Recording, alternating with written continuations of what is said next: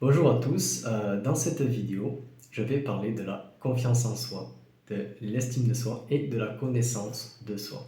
C'est un sujet de vidéo qui m'a été transmis par une amie pour que je puisse le développer.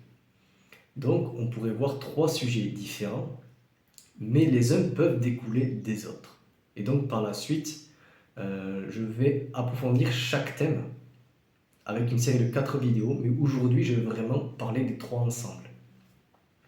Tout simplement, ce sont trois choses qu'on croit qu'on n'a jamais eues, ou alors qu'on pense avoir perdu à un moment donné lors d'un événement marquant, tel qu'une séparation, une trahison, etc. Et souvent, dans des épreuves telles que dans les exemples donnés, quand on commence à se sentir au plus bas à cause de ce manque de confiance, quand on commence à perdre cette estime de soi, on se dévalorise, et d'avoir l'impression qu'on ne se connaît plus du tout, c'est comme ressentir un déchirement en soi, car son c'était vraiment beaucoup trop identifié à une autre personne ou à une situation.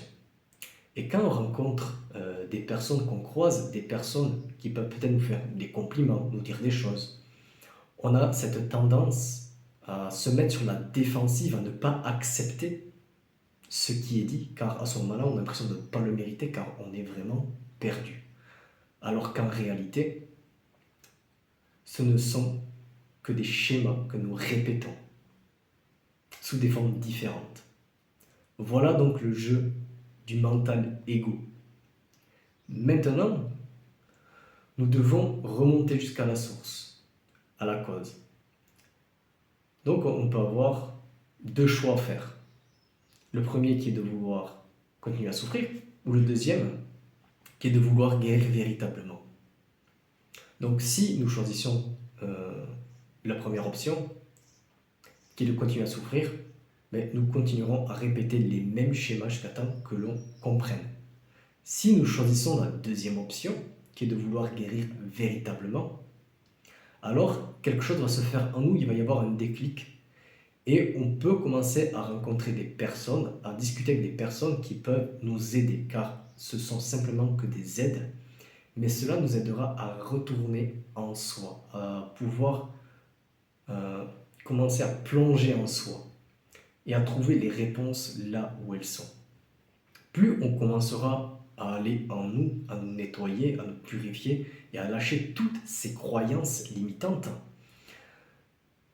Donc pour cela, nous devons passer par ce processus qui est de pardonner des situations, des personnes. Car en pardonnant, on va se pardonner à soi-même. Et donc on va éliminer toutes ces croyances limitantes. Et donc on va commencer à se libérer.